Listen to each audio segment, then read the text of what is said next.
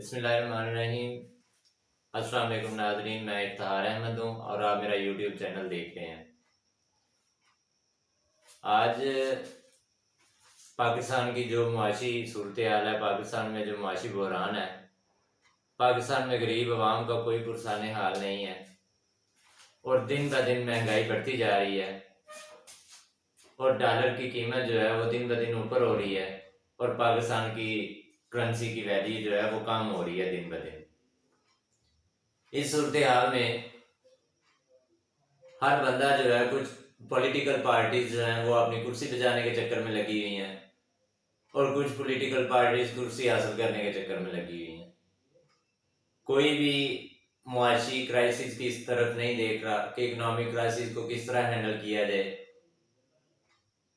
हमारी गवर्नमेंट, हमारी वजारत खजाना लोन लेने के चक्करों में फिर रहे हैं कि हमें किसी तरह जो है ना वो दूसरी कंट्री से हमें कोई पैसे मिल जाए। जैसे वेंटिलेटर वाली सूरत हाल है, वो हमारी कंट्री की वेंटिलेटर वाली सूरत हाल बन गई है। आज हमारे मुल्क में गुर्बत की लाइन से नीचे लोग रहते हैं, जो पॉवर्टी लाइन से नीचे लोग रहते हैं वो तकरीबन 30% है, यानी 7 से 8 करोड़ लोग जो हैं वो गुर्बत की लाइन से नीचे आज सफर कर रहे हैं। लेकिन हमारी गवर्नमेंट और पॉलिटिकल पार्टीज जो हैं वो एक दूसरे पर ब्लेम कर रहे हैं। कोई इस तरफ इस पॉइंट ऑफ व्यू से नहीं देख रहा। हम दिन ब दिन हमारी सूरत हाल श्रीलंका वाली होती जा रही है। हमारा मुल्क पॉवर्टी लेवल में 161 नंबर पे है आउट ऑफ 192 कंट्रीज। यमन और अफगानिस्तान के बाद सिर्फ एशिया में हमारा मुल्क ऐसा है जो इन दो कंट्री से ऊपर है पॉवर्टी में। गुर्बत इस कदर बढ़ चुकी है कि दिन ब दिन जो है वो गरीब जो है वो तंग से तंग होता जा रहा है, उसकी वल्नरेबल कंडीशन होती जा रही है। तो आज हम बात करेंगे कि जब पैसा गिरता है, जब डॉलर की वैल्यू ज़्यादा होती है और पैसे की वैल्यू, पैसे की कदर कम होती है, तो उस वक़्त हमारे मुआशी हालात, हमारी इकोनॉमिक सिचुएशन और हमारे मुल्क की जो इकोनॉमी है उस पर इसका क्या असर होता है। पाकिस्तान में इकोनॉमिक क्राइसिस जो पाकिस्तान फेस कर रहा है करेंसी की वजह से, करेंसी डेप्रिसिएशन की वजह से, वो दिन ब दिन वर्स से वर्स होते जा रहे हैं और कोई सूटेबल वे नहीं है इससे डील करने के लिए। पाकिस्तान कोई सूटेबल वे यूज़ नहीं कर रहा। कोई इकोनॉमिक पॉलिसीज जो है इस तरह की नहीं बन रही कि पैसे की कदर को जो है वो मजबूत किया जाए और डॉलर की कदर को जो है वो डाउन किया जाए। डॉलर की कदर दिन ब दिन बढ़ती जा रही है, पाकिस्तानी रुपीस जो है वो गिरता जा रहा है। पाकिस्तानी रुपीस जब भी डिवैल्यूएट होता है यूएस डॉलर के, पाकिस्तानी रुपीस जब भी यूएस डॉलर के मुकाबले में डिवैल्यूएट होता है तो इसके लॉन्ग लास्टिंग इफेक्ट्स होते हैं पाकिस्तान की इकानमी में, जो पाकिस्तान की इकानमी को वल्नरेबल कंडीशन में ले जाता है। पाकिस्तानी रुपीस पे जब भी प्रेशर पड़ता है तो ये पाकिस्तानी इकानमी पे बहुत ज़्यादा बुरा इम्पैक्ट डालता है। अच्छा, अब अक्सर कौन से कॉन्सिक्वेंसेस हैं, एट लास्ट कौन से कॉन्सिक्वेंसेस हैं कि जिसकी बुनियाद पर what will be the consequences of PKR depreciation on the economy of Pakistan, कि इसके जब भी पैसा डिवैल्यूएट होता है तो उसके कॉन्सिक्वेंसेस क्या होते हैं, उसके रिजल्ट क्या निकलते हैं। जब भी डिमांड और सप्लाई में डिफरेंस आता है, जब भी डिमांड और सप्लाई में डिफरेंस आता है तो उस वक्त जो है पाकिस्तानी रुपीस पे इम्पैक्ट आता है। जब भी डिमांड, चीज़ों की डिमांड जो है वो ज़्यादा हो जाती है और सप्लाई कम होती है तो तब क्या होता है, करेंसी डेप्रिसिएट होना शुरू हो जाती है। हमारे मुल्क में अभी जो सूरत हाल है, जो करेंसी डेप्रिसिएट हो रही है, हमारी जो करेंसी की वैल्यू गिर रही है वो फ्लोटिंग एक्सचेंज रेट की वजह से होती है। एक्सचेंज रेट मीन्स के value of one currency convertible to another currency, कि जब हम एक अपनी करेंसी को यानी यूएस डॉलर को अगर हम पीकेआर में कन्वर्ट करते हैं तो वो 287-89 रुपीस बनते हैं। इससे 1 साल पहले की अगर हम बात करें तो जब हम $1 को PKR में कन्वर्ट करते थे तो 179 to 183 रुपीज बनते थे। तो एक्सचेंज रेट जो है actually conversion of $, conversion of euro, conversion of dirham riyal into Pakistani rupees, यानी एक करेंसी को दूसरी करेंसी में चेंज करने का मतलब होता है एक्सचेंज रेट। जब $, की कीमत बढ़ती है तो पाकिस्तान की इकोनॉमिक सिचुएशन क्या होती है, ये मैटर जो है ना बड़ी इंपॉर्टेंट, प्राइम इंपॉर्टेंस रखता है ये मैटर कि पैसा डिवेल्युएट हो रहा है अगेंस्ट $। आजकल जो है currency depreciation one of the most prominent element बन गया है, बहुत बड़ा इशू है पाकिस्तान में, और इसकी वजह से सीवियर प्रॉब्लम क्रिएट हो रहे हैं। 2 लेवल की इकोनॉमी होती है, एक माइक्रो लेवल की होती है और एक मैक्रो लेवल की होती है। मैक्रो लेवल की इकोनॉमी जो होती है वो गवर्नमेंट और पॉलिसीज होल्डर जो होते हैं वो बनाते हैं, जबकि माइक्रो लेवल जो है उसमें पुअर पीपल या आम पब्लिक या बिजनेस जो है वो आता है।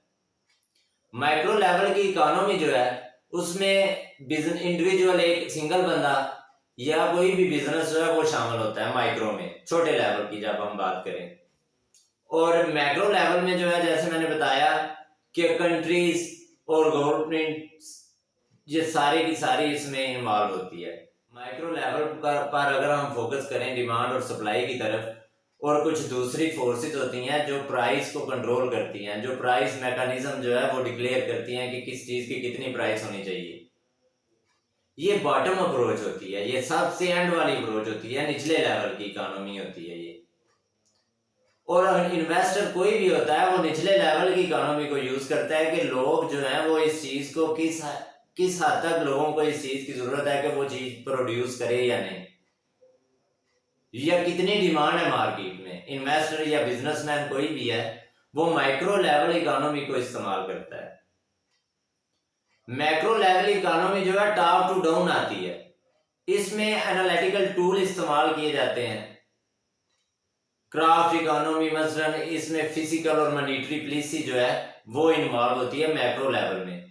गवर्नमेंट टैक्सेशन और इसके अलावा इंटरेस्ट रेट कम करना है, ज्यादा करना है, ये सारी सूरतें हाल, इंपोर्ट एक्सपोर्ट, ये टॉप टू बॉटम है।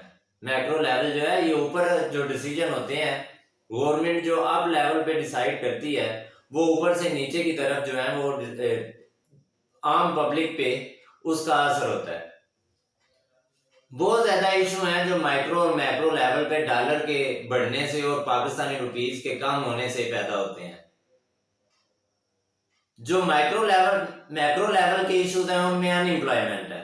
जब भी डॉलर जो है वो बढ़ेगा, पाकिस्तानी करेंसी की जो है वो डिमांड जो है वो कम होगी, पाकिस्तानी करेंसी की जो कदर है जब वो कम होगी तो तब अनएम्प्लॉयमेंट होगी, बेरोजगारी फैलेगी, इंटरेस्ट रेट ज्यादा होगा, महंगाई ज्यादा होगी। ये मैक्रो लेवल के हैं। अनएम्प्लॉयमेंट को कंट्रोल करना, एम्प्लॉयमेंट देना ये गवर्नमेंट का काम है। हाई इंटरेस्ट रेट को कंट्रोल करना, मॉनेटरी पॉलिसी सेंट्रल बैंक को गवर्नमेंट का काम है। महंगाई को कंट्रोल करना जो है ये गवर्नमेंट का काम है। जीडीपी सबसे important element, GDP production level कम हो जाता है जब भी आपके मुल्क में इन्फ्लेशन ज्यादा होगी, आपके मुल्क में बेरोजगारी होगी, आपके मुल्क में हाई इंटरेस्ट रेट होगा, पाकिस्तान में पाक रुपीस की कदर जो है वो गिरेगी, डॉलर की वैल्यू ज्यादा होगी, तो जीडीपी दिन ब दिन कम होना शुरू हो जाएगा। जीडीपी जो है वो कम होगा, उस पर बहुत ज्यादा सीवियर इम्पैक्ट होगा। अगर हम बात करें कि माइक्रो लेवल पे क्या होता है, छोटे लेवल पे क्या होता है, गुर्बत बढ़ेगी। जैसे मैंने पहले बताया कि पाकिस्तान में अभी जो है वो 7 से 8 करोड़ बंदा जो है गुर्बत की लाइन से नीचे सफर कर रहा है। मोनोपोली होगी, एक बंदे के पास चीज है, वो एक अकेला प्रोड्यूसर है, एक वो सिंगल वन है जो पैदा करने वाला है उस चीज को, तो वो अपनी मर्जी से चीज देगा, अपनी मर्जी के मुताबिक रेट बनाएगा। वो इसको मोनोपोली कहते हैं। जिस तरह उसका दिल करेगा वो चीज को सेल करेगा। जितने में वो चाहेगा वो चीज को सेल करेगा। तो माइक्रो लेवल पे ऐसा होता है, बिजनेसमैन और इंडिविजुअल इफेक्टेड होते हैं इससे। जब पैसे की कदर गिरती है, पैसे की कदर गिरने से वोलाटाइल प्राइसेस होंगे। आज कीमत 180 पे अगर किसी चीज की 180 है, कल 185 होगी। 2-4 दिन पहले अगर वो जो है चीज 100 रुपए की मिल रही थी तो अभी वो 200 की मिलेगी। प्राइस गिरेंगे, डे बाय डे प्राइस की कदर अगर गिर रही है तो चीजों की प्राइस स्टेबल नहीं रहेगी। अगर आज आपके पास डॉलर एक है तो वो डॉलर जो है वो कल आपके पास जो एक डॉलर आएगा उससे बेटर है। पाकिस्तान जो है वो ज्यादातर फर्टिलाइजर्स को इंपोर्ट करता है, ऑयल को इंपोर्ट करता है, फूड आइटम्स को इंपोर्ट करता है। मशीनरी जितनी तरह की है पाकिस्तान में वो इंपोर्ट होके आती है, और बहुत ज्यादा रॉ मटेरियल जो है पाकिस्तान में इंपोर्ट होके आता है। इस सिनेरियो में कमोडिटीज की प्राइस जो है वो कभी भी स्टेबल नहीं रह सकती, क्योंकि पाकिस्तानी रुपीस गिरता है, डॉलर की वैल्यू ज्यादा होती है, और जो इंपोर्टेड गुड्स होती हैं उनकी वैल्यू बहुत ज्यादा बढ़ जाती है। इंपोर्टेड गुड्स की वैल्यू जो है वो बढ़ जाती है, इंपोर्टेड गुड्स महंगी हो जाती हैं। जब डॉलर आपको महंगा मिलेगा तो आपने डॉलर जो है वो पाकिस्तानी रुपीस दे के डॉलर खरीदने हैं। तो जब आपको पाकिस्तानी रुपीस ज्यादा दे के डॉलर खरीदने पड़ेंगे और वही डॉलर आपने जो है इंपोर्ट किए हैं जिस कंट्री से आइटम्स उनको देने हैं, तो डेफिनेटली क्या होगा कि आपको ज्यादा रुपीस दे के कम डॉलर मिलेंगे। तो हम मोस्टली फर्टिलाइजर्स, ऑयल, फ्यूल, ये खाने वाला ऑयल, इसके अलावा फूड आइटम्स, रॉ मटेरियल, हमारी सारी की सारी मशीनरी हम इंपोर्ट करते हैं। फिर पाकिस्तान में जब पाकिस्तान के रुपीस की कदर गिरती है तो जो नया बिजनेस स्टार्ट करते हैं लोग, उन पे इसका बहुत ज्यादा इम्पैक्ट आता है। इसी तरह कंस्ट्रक्शन पे बहुत ज्यादा इम्पैक्ट आता है, मशीनरी और प्लांट लगाने पे। जिन्होंने अब नया बिजनेस स्टार्ट करना है, अगर बाहर से मशीनरी मंगवानी है तो अगर पाकिस्तानी रुपीस की कदर गिर गई है तो आपको ज्यादा डॉलर देने पड़ेंगे। तो आपको जो भी प्लांट आप लगा रहे हैं उसका उस प्लांट पे आपको ज्यादा खर्चा आएगा, तो मुश्किल हो जाता है एक नया बिजनेस, एक नया स्टार्टअप शुरू करना बहुत मुश्किल हो जाता है इस सूरत हाल में। एक्सचेंज रेट फ्लक्चुएट कर रहा होता है, कभी ऊपर डे बाय डे ऊपर जा रहा होता है, एक जगह पे स्टेबल ही नहीं रहता। ग्रेटर एक्सचेंज रेट की वजह से करेंसी डेप्रिशिएट होना शुरू हो जाती है। जब हम करेंसी को स्टेबल करने के लिए या ये चीजें लेने के लिए हम लोन लेते हैं तो लोन पे आपको इंटरेस्ट देना पड़ता है। वो इंटरेस्ट देने के लिए हमें डॉलर्स में पेमेंट करनी पड़ती है। समझ लें कि जब हम लोन लेते हैं और लोन की हमने पेमेंट भी डॉलर्स में ही करनी होती है, तो IMF या वर्ल्ड बैंक या दूसरी कंट्री से हम जब भी लोन लेते हैं, जब हमारी करेंसी डिवैल्यूएट हो रही होती है, हमें ज्यादा पैसों की जरूरत होती है, हमें वो पेमेंट जो है जब हमने करनी है तो हमें ज्यादा पाक रुपीस दे के डॉलर परचेज करने पड़ेंगे। जब हम डॉलर ज्यादा परचेज करेंगे तो फिर हम उनको पेमेंट करेंगे। और डेफिनेटली अगर आज हमने $1 बिलियन लिया है किसी से कर्ज और कल को आपने इंटरेस्ट देना उस पे, तो आपके पाक रुपीस की तो कदर ही कम हो गई है। जब पाक रुपीस की कदर कम हो रही है तो वो लोन जो आपने $1 बिलियन लिया था अब वो $1.5 बिलियन के इक्वल हो गया है। तो कर्ज लेना इकोनॉमी को स्टेबल करने का कोई हाल नहीं है, क्योंकि इसके बदले में हम जो है वो ज्यादा, आज अगर हम $1 बिलियन लेते हैं इंटरेस्ट को निकाल के भी हमारा पैसा जो है वो डिवैल्यूएट हो रहा है। हमने वो पैसे के बदले, यानी जो हमने पैसा लिया है उसके बदले में हमें डबल से ट्रिपल पेमेंट करनी पड़ती है। US डॉलर की जो पाकिस्तान ने IMF से लिए हैं या किसी भी कंट्री से, उसके लिए हमने ज्यादा PKR दे के हमें कम जो है वो US डॉलर परचेज करने पड़ेंगे। अगर हमने US डॉलर दे के पाकिस्तान में अगर किसी के पास USD डॉलर्स हैं तो वो US डॉलर दे के पाक रुपीस लेगा। अगर जब उसने पाक रुपीस लेने हैं तो वो क्या करेगा, US डॉलर पाक रुपीस दे के US डॉलर लेने हैं अगर किसी ने, तो उसको ज्यादा पाक रुपीस दे के जो है वो US डॉलर खरीदना पड़ेगा। और US डॉलर खरीद के हमने जिन IMF से या हमने वर्ल्ड बैंक से या ADB से, हमने जिससे भी ADB जो एशियन डेवलपमेंट बैंक है अगर उससे लिए हैं, तो हमें इन सब को जो है वो ज़्यादा पेमेंट करनी पड़ेगी, ज़्यादा पैसे दे के हमें डॉलर खरीदने पड़ेंगे और फिर उसके बाद हमने डॉलर में पेमेंट देनी है उनको, क्योंकि वो अब IMF अगर हमें $1 बिलियन देता है तो वो ये तो नहीं करेगा हमसे 1 बिलियन PKR ले ले, या वो कहे कि वो मुझे सिर्फ PKR दे दें। वो उसको तो डॉलर लिए हैं तो डॉलर ही हमें देने पड़ेंगे उसको वापस। दूसरी तरफ जो है पाकिस्तान के एक्सपोर्ट्स हैं वो हम बढ़ाते हैं, सस्ते दामों में हम चीज़ें देते हैं ताकि हमारे पास डॉलर आए। हम एक्सपोर्ट्स को बढ़ाने की कोशिश करते हैं ताकि हमारे पास डॉलर आए, और इम्पोर्ट्स तो पहले ही हमारी ज़्यादा है, तो ये इम्बैलेंस हो जाता है, यानी हमें ज़्यादा पैसे दे के चीज़ लेनी पड़ती है, और जो हम चीज़ उनको देते हैं, जो हमने दूसरी कंट्रीज़ को हमने एक्सपोर्ट्स करनी है उसके बदले में हमें ज़्यादा चीज़ें देनी पड़ती हैं, और जो एक्सपोर्ट्स हम दूसरी कंट्रीज़ को दे रहे हैं, जो चीज़ें हम दूसरी कंट्रीज़ को दे रहे हैं वो इसलिए हम बढ़ाते हैं ताकि हमारे पास डॉलर आए, लेकिन वो हम सस्ते दामों दूसरी कंट्रीज़ को देते हैं। तो एक्सपोर्ट्स बढ़ाने की कोशिश करते, एक्सपोर्ट्स पे और हमारी इकोनॉमी पे बहुत ज़्यादा सीवियर इम्पैक्ट होता है इसका। जब भी आपकी करेंसी डेप्रिसिएट होती है, जब भी ऐसा होता है, जब भी पाकिस्तान की करेंसी डिवैल्यूएट होती है, तो पाकिस्तान की गवर्नमेंट जो है इंटरेस्ट रेट बढ़ाती है। इंटरेस्ट रेट बढ़ाने की वजह से मुल्क में इन्फ्लेशन आती है और पॉवर्टी का एलिमेंट आता है, गुर्बत बढ़ती है, बेरोजगारी बढ़ती है, अनएम्प्लॉयमेंट बढ़ती है, और इकोनॉमिक ग्रोथ जो है वो स्लो डाउन हो जाती है। पाकिस्तान एक डेवलपिंग कंट्री है, ये एक डेवलप्ड नेशन नहीं है, तो PKR डेप्रिसिएट होने की वजह से ये ग्रॉस डोमेस्टिक प्रोडक्शन जो है हमारी GDP ग्रॉस डोमेस्टिक प्रोडक्ट वो गिरता है, वो डाउनफॉल जाता है, क्योंकि इंपोर्ट्स जो है हमारी इंपोर्ट गुड इंक्रीज होती हैं, जबकि एक्सपोर्ट्स जो प्राइस हैं वो लो होती हैं। तो GDP है the total amount of goods and services produce in an economy. जब भी किसी इकोनॉमी में जो चीज़ें पैदा होती हैं उसकी टोटल जो है प्रोडक्शन उसको GDP कहते हैं। इंक्रीज इन एक्सपोर्ट्स, जब हम एक्सपोर्ट्स इंक्रीज करते हैं और लोअर प्राइसेस पे, और हम पैसे कम लेके जब एक्सपोर्ट्स बढ़ाते हैं तो तब हमारा जो है इन बैलेंस हो जाती है ट्रेड। जब ट्रेड बैलेंस में नहीं रहती तो इंपोर्ट एक्सपोर्ट का डिफरेंट आता है, तो सारे का सारा जो है वो बर्डन जो है हमारी इकोनॉमी पे पड़ता है उसका।